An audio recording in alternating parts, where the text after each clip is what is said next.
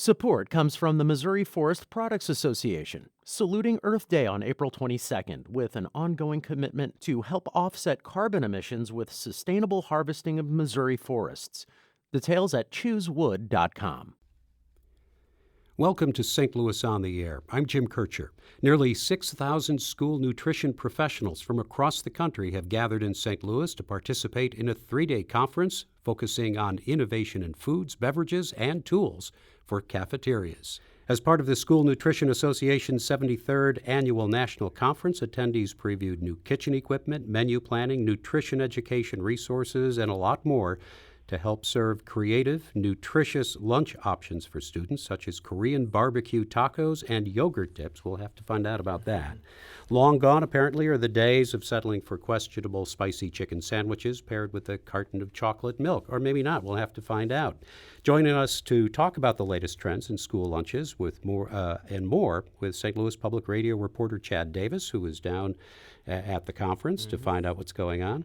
Also joining the discussion to talk about conference details are the past School Nutrition Association president, Becky Domokos-Bays, and Irene, who's the director of food services for the Maplewood Richmond Heights School District. Becky, 6,000 people talking school lunches. That's got to be pretty neat, I think. Yeah, it is. It's always an exciting time.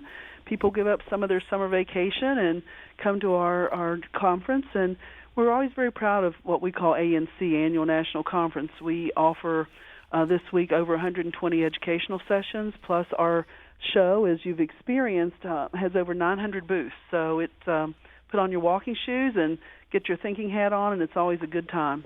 I imagine the list is pretty long, but what's the hot topic? What's the big debate? What's the whose side are you on issue in school nutrition? Well, there's always everybody has individual definition of what's nutritious. If you eat, you're an expert, I've always said. So, we try to educate our families and our communities about, we're fixing meals for thousands of children, not for 3 or 4, and that's hard enough, as you know, as a parent. But we're looking at things this year on the show floor. We found things like what's popular are things that kids can build their own meals, like you have a taco bar or you have a concept that they can add their own toppings to. We actually have online ordering for meals. The kids can come in and order their meals that morning and, come down and get it, and it saves time in line because nobody likes to wait in line. And, of course, we're always looking for cleaner labels, which means no added colors, dyes, different ingredients. And farm to school is big, and I think Irene has a pretty good farm to school program here locally, but that's always big, and locally grown foods are very popular. Yeah, so Irene, you're with Maplewood Richmond Heights School District. You're talking about little kids, medium-sized kids, big kids, breakfasts, lunches probably, right? So when you go to one of these conferences, what are you looking for? Oh, I look for all sorts of different ideas that I can take back to my district. ANC is one of those opportunities where you can see different programs across the nation and have different speakers try and inspire you and, help you think and plan out what you want to do for the upcoming school year. So being able to attend this conference is a great boon. It's a great resource. I get so many ideas that come back and, share that excitement with my staff, but also with administration. But it's always a challenge just to get kids not just to eat nutritiously, but just to eat what's in front of them, isn't it? It can be. So we have at our school district, Maplewood Richmond Heights, we have a district chef that is working with us to help develop new recipes and to encourage from scratch cooking and showing the kids, this is what a healthy meal looks like with the proper proportions of fruit, vegetables, whole grain, milk, and protein. So that way, when students are here during school, hopefully those habits will follow them when they go off to college or go off to trade school, when they turn into adults, and hopefully share that with their own families as they go. Well, since many, if not most, or all of us have had school lunches, I'd like to invite our listeners into this conversation. What were your school lunches like, and what changes would you like to see in the menus for you or for your kids? Give us a call with your thoughts at 314-382-8255. That's 382-TALK. Or send us a tweet at STL on air or email us at talk@stlpublicradio.org. Chad Davis, you were down there as a reporter, so you're looking at this a little differently. What did you see down there, and more importantly, what did you taste? Yeah, so first of all, it was a lot different than any of the school lunches I've had. But there were a lot of different options that I saw. One of the things that kind of struck me were the additions of, as they were saying, some of these bars that you get to create your own food. So I saw a lot of ramen bars there, a lot of options where, you get to pick the protein that you want for the ramen. You get to put the broth in there. You get to choose the vegetables. I saw the same with like a fried rice bar, I believe, down there. And you got to choose the chicken, the sauces, and the vegetables that they had. So a lot of different options and very diverse options that they had that was different from when I was growing up and when I was eating school lunches. Yeah, when we were eating school lunches, actually, I used to bring my lunch in a bag. That's we didn't really have that cafeteria thing, but. Do you remember favorite or least favorite school lunch? I remember my favorite lunch was probably the chicken patty sandwiches. Always loved chicken patty. I was also a big fan of some of the pizzas they had, like the rectangular pizzas were a big thing. Those pizza days were huge. So it was really interesting because, I saw like updated versions of these pizzas and chicken sandwiches at the actual convention. So those were my favorites growing up, definitely. Yeah. So Irene, let's say you find something at one of the booths or at one of the lectures, and you think, I want to give this a try. What do you have to go through? I mean, I used to cover school boards, and I remember a long debate about whether they should be buying sporks or not. So I wonder, when it comes to some new nutrition idea, do you have to go through a long process, or how does that happen? No, so if I do find some product that I really want to bring into my district, I usually try and taste test it out first. So I'll bring it into my employees so they have an ability to look at it, taste it, see how any cooking skills that are involved that needs to be developed with it. And then once we've come to a couple different versions, we can try and taste test to the students with it. So we'll go out through the cafeteria, maybe pass around some trays, say, hey, what do you guys think? Put it in the trash can with a smiley face or the trash can with the upside down face or the frowny face. That way we get that immediate student feedback, and that helps us develop our menus and during that school year or hopefully next school year, and make sure that the satisfaction is high. We want to make sure that those kids are eating those foods, because if I bring something in and kids don't like it, then it's just wasted time on our part. The kids aren't getting the nutrition that they need. They're not going to stay awake during the rest of the school day. We want to make sure that these kids are full and not thinking about being hungry while they're learning skills and they're developing their education. Yeah, Becky, I'm wondering, in some of these new trends and new ideas, are some school districts in a better financial situation that they can make changes? I mean, is this an issue from school district to school district? What can be provided? That's a really good question. First of all, USDA does have what we call meal patterns, which are the standards we have to follow when we plan menus. So everyone has to follow the meal standard. So that's an important thing to know, and that focuses, of course, on low-fat milk and lean proteins, and which include vegetarian options. That's also a hot trend right now, and fruits and vegetables and whole grains. So all menus have to be planned around that and have to meet certain standards. The big thing we want to make sure of is, and I agree with Irene, in the district that I ran recently, I just retired, so I have to make sure I'm in past tense here. We tested as well with kids, and it's important to get their opinions, because if you're throwing away food, you're throwing away money. And most people probably aren't aware that many school districts across the country were expected to be self-sustaining. That means that we're an enterprise fund within the school district, and we earn our way through selling school meals. And so you want your customers to be happy because you want them to come back like any other restaurant would be. And I know in my district in Virginia, I would say we're the biggest restaurant in town. And that was true because we fed over 40,000 meals a day. And our bottom line goal is, we're an education part of the educational day. And Irene touched on this, and it's so important to know that proper nutrition and good nutrition leads to academic success, and there's an overwhelming amount of research that supports that. So what we do every day and the people on the front lines do every day is very, very important. On our other side, on the business side, we have to watch our key performance indicators and make sure that our food cost is kept at a reasonable rate, that our labor hours are kept at a reasonable rate, so that we are at least breaking even. You want to take a phone call or two? We've got some. Jed is calling from St. Peter's. Jed, go ahead. Hi. I've been out of high school for probably 10 years now, but I distinctly remember when I was in high school, I had asked my principal if we could get iced tea dispensers for a healthier option, because we had soda vending machines and things like Powerade as an option at school. And the principal told me that actually wasn't an option because our school had a contract with Coca-Cola and that they couldn't get any healthier options. I'm just curious, is that a fairly common thing, or is that something that they're trying to phase out? Yeah, thanks for that call. Go ahead. Becky or Irene, can you weigh in on that? Sure, I can put in my 2 cents. So in this case, with the iced tea machine,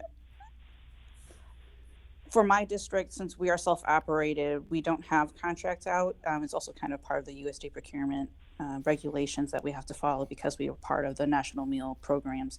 Anyway, we have to actually kind of bid those things out for our high schools and figure out, okay, what's the good quality, lowest price, that type of thing. So, if a self-operated district probably has a bit more flexibility to choose who they would like to do business with.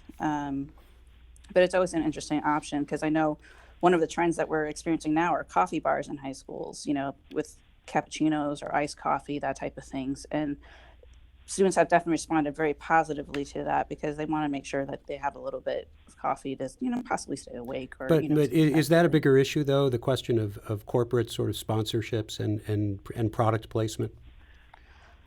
Go ahead.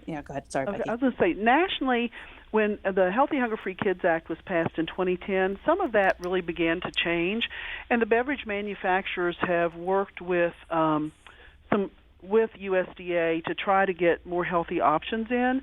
And to the questioner's question, it used to be, and not all states were the same, but it used to be that we couldn't serve caffeine to kids, and that has lifted a little bit. So we can offer tea, but it has to be unsweetened because you can only have so much sugar. We're not allowed to have, obviously tons and tons of sugar in things. But many of those contracts have gone away. And so, schools, the reason they did that, they would get scoreboards and, those kind of things and help maintain those school scoreboards and things in schools. That's really pretty much, I think, as the contracts expire, many districts have gone away from that practice. Much more to talk about, and we will, but we'll take a quick break first. We'll be back shortly to continue this conversation about trends in school lunch and nutrition. This is St. Louis on the Air on St. Louis Public Radio, 90.7 KWMU. Support comes from the Missouri Forest Products Association, saluting Earth Day on April 22nd with an ongoing commitment to help offset carbon emissions with sustainable harvesting of Missouri forests. Details at choosewood.com. Welcome back. So obviously, the food and nutrition question has to do mostly with food. I want to remind us we're with the School Nutrition Association past president, Becky Domokos-Bays, and Irene of the Maplewood Richmond Heights School District, and Chad Davis, reporter with St. Louis Public Radio. So the focus is on food, but there's a lot of equipment there as well. So, Chad, I'm going to ask you first, because, if you like kitchen equipment, it's got to be kind of cool, but it's probably pretty big. What did you see? Yeah, so I was actually walking around on the convention floor, and one of the things that was highlighted were a lot of food bars. So just kind of like ways where students can pick and choose things that they would like to see. Some innovation with, how they, have a heated portion of the bar and then maybe a cold portion. So I was actually walking around with an individual from Melville, Katie Gegg, and she was actually making a wish list kind of some of the things that she wanted to see there in her own school district, and some of those had to do with things to see in the actual bar area. So if we have that, we'll listen to that in just a moment. I network with all the other directors too. It's not only a conference where you get to see new food and new equipment, but I learn from my peers, just like any other business. We bounce ideas off each other. Hey, what recipe works for you? For instance, and it's one here that's been, I think it was shown earlier, is a breakfast banana split. That is something I'm definitely bringing in. It's with yogurt in the morning. So it's instead of ice cream, you substitute the fruited yogurt or vanilla yogurt, and you top it with, fresh strawberries, obviously the banana, a little whipped topping, because, hey, it's all good. You got to make it look like a banana split. Yeah, I'd eat that. Yeah, it sounds really good. Yeah, I think there was a different type of banana split she was talking about for kids, where instead of ice cream, you would have yogurt. So it's a lot of innovations going on, and at the actual conference that they're showcasing. Yeah, we always talk about school lunches, Becky and Irene, but really school breakfasts are a big deal as well. Yeah, so, we have at Maplewood Richmond Heights, we have breakfast grab and goes. So our students either come to the cafeteria, or there are stations interspersed throughout our schools where the students just come in, grab, their fruit, their milk, their entree, and they can walk straight to the classroom and eat it in there. It's very convenient for everybody. They all don't have to congregate in one spot. And it just kind of gets that morning going. They get to see their friends. They have food in their hand. They can eat it while they talk. It keeps them there. It keeps them awake. And, to follow up on that as well, that's where equipment is important too, because you need specialized equipment to take food down the halls and make sure that it stays at the proper temperature and that you can feed kids quick. If people would come and watch how some of these people work, it's amazing how many kids they can serve in a minute. And, some kids come to school in the morning and they're just not hungry yet. But by mid-morning, they're very hungry. And so we have found, and it's very popular across the country, this breakfast after the bell. Wellness breaks are becoming popular in high school, where they get out for 10 minutes or so between, we call it passing time in Virginia, between classes, and they go down and they grab a snack, which is a healthy snack. They have to meet Smart Snack standards, and then they go back to class. And a lot of times it's something as simple as a smoothie, or it might be something as simple as a whole grain bar, that has good nutrition in it. So again, our goal is to make sure that the kids are ready to learn, and the only way to do that is that you can't a hungry kid cannot learn. So you want to make sure that you're giving them the proper nutrition throughout the day. Yeah, I think the snacking thing is an interesting, and partly because I have a grandson who needs to snack constantly, and you've got to have a school that maybe recognizes that and accommodates that. And also, I don't know if readers or your listeners might be familiar, but there are many schools across the country who now serve dinner immediately after school, because especially and that's mostly in the really high free and reduced or the impoverished neighborhoods, but those kids may not have a meal outside of school. So USDA has a program, and we're allowed to serve dinners, and they're at no cost to the student. And we serve maybe 200 or 300 meals, maybe it's 500 meals. It depends on the school, but that allows those kids to, have sustained nourishment throughout the day. And it's important for kids who might not have other meals. And, often I think people don't realize that there are many, many kids out there who really, truly, the only meals they get are the meals they get at school. So another reason to make sure that they're the most nutritious that we can. I'd like to take another phone call. Jason's calling from Maplewood with a question or a comment. Jason, you there? Hi. I appreciate the conversation. From what I remember, when I was a child, I didn't make the best choices.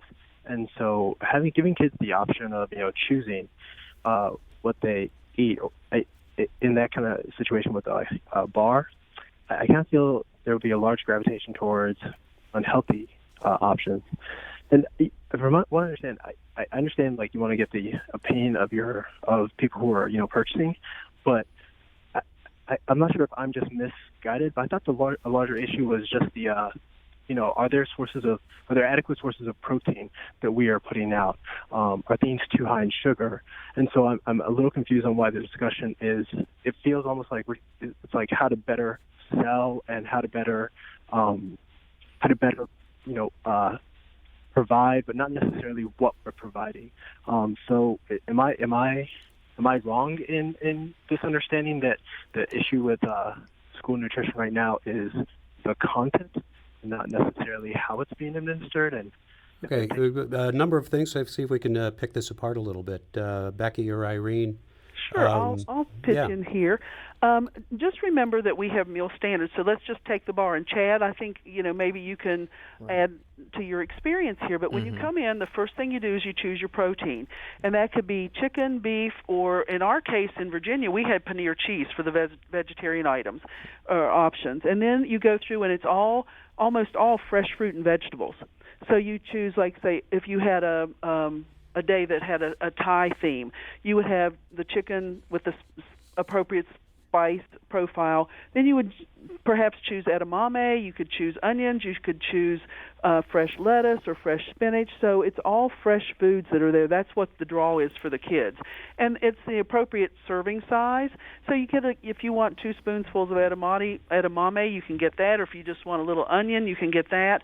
And by the time they go through the cashier, they've got a complete lunch there. And so I'm glad you wanted that clarification, because I think it's important to notice that we're not throwing anything out there that's unhealthy. And yes, kids, as they get toward middle school and high school, they start to branch out and they want to eat more, have more independence in their food choices. So that's why we try to offer things that certainly are more healthy related. And I will say that many school districts across the country also have unlimited fruit and vegetable bars. The kids can take as much as they want without extra cost. So I think we're doing a pretty good job on promoting healthy food, but you got to do that in a way that the kids don't really know sometimes that it's always healthy. Yeah, and I just want to add to that, because just from my reporting and learning more about this too, there are certain standards that the foods have to meet. Like, I believe whole grain options or grain options have to be at least 51% whole grain. There's, I believe there can't be more than 850 calories, for example, in high school. So there are certain standards that each of the foods that are being sold have to meet. And that's something that I noticed when I was actually at the conference yesterday and some of the reporting that I've been doing on this issue as well. And you're correct. But you can lead them to the water, but you can't make them eat what they're supposed to eat, right? I mean, when they sit down at the table, it's up to them as to whether they're going to consume what you'd like them to consume. That's true. One of the significant issues that I think kids across the country face is time to eat, and when we add a lot of fresh fruits and vegetables, it adds to chewing time. I know that sounds kind of silly, but it adds time to eat. And so we want to put foods out there, and you're right, that this is their social time. So you've got to be able to eat and talk and, have your social time and still get it all in maybe 20 minutes or 15 minutes. And that's difficult sometimes. And for children who are in that stage of losing their teeth, and also kids who are in the stage of wearing braces, it's even harder for them because, it's painful to eat with braces on, or if you don't have teeth, it's a little hard to chew an apple. So we've tried to innovate there and provide sliced fruit, so like sliced apples, which is were very popular. I don't know about Irene's district, but I know in ours we sold thousands and thousands of bags of sliced apples because kids can eat those. And in the high schools and middle schools, they can throw them in their backpack for a snack maybe later on in the day. I would think in some schools, maybe among older kids, there might be, you think about kids resisting all of this and only wanting to eat junk food.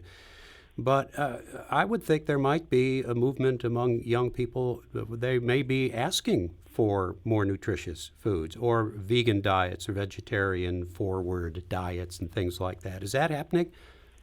Yeah, so definitely in my district, we have a small core group of vegetarians that we always provide an entree alternate for. So if, we can have black bean burgers made from scratch using canned black beans, and our district chef has a recipe to put, good flavor profile in it, like cumin and a little coriander, that kind of thing. So we do have options available for our students. We recognize the need for different types of not only, medical diets, but just lifestyle diets. So trying to accommodate what we can do within our realm to, provide that satisfaction for the students and for their families. So the families know that, okay, my kid's taken care of when they eat at school. And that's always important to us, making sure that those kids are fed and happy. And I think, with this, what we call the Gen Zs that are coming up now, they're interested in their planet and the planet's health. And so they are coming forward and asking for origin? Where do you buy your chicken from? Do you have sustainable seafood? What kind of utensils are we using? Can they be composted? Can they, what can we do to promote those kind of things as well? So, kids today are very different than they were in my time, and probably in Irene's significantly younger than I am, in her time, in school. But I think one of the nice things about school nutrition is that we don't compete with each other. We like to share. And so if you can steal an idea from somebody else, it's great because it might very well work within your group. And that's one of the nice things about here in St. Louis with our conference is that, and Irene alluded to this, is networking with all these different professionals and finding out what works within their districts, and then taking those ideas back and implementing them in the same fashion, or maybe with a little tweak or two in their districts. So yes, kids do want more fresh food, and they do want to know where their food's coming from. And I think they're way more sophisticated than I was when I ate. Fast food was just coming in when I was a kid, so that kind of dates me. But now you see kids, and they go out to Thai restaurants and many ethnic restaurants, so they know what these foods are, and that's what they want to see at school. It would seem to me, though, school districts are always dealing with budgets. It would be cheaper to pay for a large truck to deliver a lot of frozen food than to try to maintain a certain freshness of things. So the finances still have to come into this. And how much of the school menu is prepared, frozen, and heated up? And not that that's a bad thing, but you've got to balance that out from a budgetary standpoint, don't you? Yes, there's still the spicy chicken sandwiches you alluded to in your opening comments that kids really love. But as Irene says, in her district, they have, more scratch cooking. We did a lot of speed scratch cooking. I had 400 employees in my district, and from all over the world. And so, there's a challenge to culinary training, because when you're used to the metric system and then you're going to cups and spoons and that kind of thing, there's some training that goes along with that. So, yeah, some of the sessions here in our professional development are on how to look at key performance indicators like your food cost and things that you can do to keep that within your range, and the same thing with your labor or your revenue to cost, or, that kind of thing. There's all kinds of management tools that we also learn and try to teach new directors, or even teach an old dog new tricks, as it were, to make sure that we are meeting our districts and our school board's desires for a financially sustainable program. It seems to me, to wrap things up, that this is kind of an exciting time for nutrition, for food, and frankly for something as, it sounds as boring as school lunches.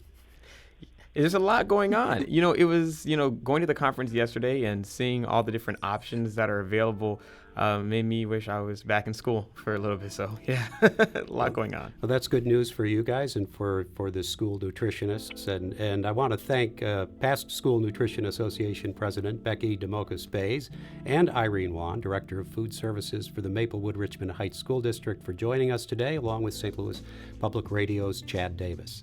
This is St. Louis on the Air on St. Louis Public Radio, 90.7 KWMU.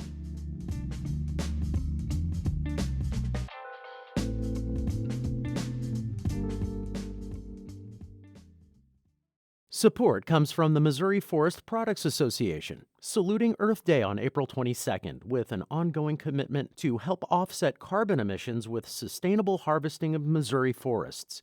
Details at choosewood.com.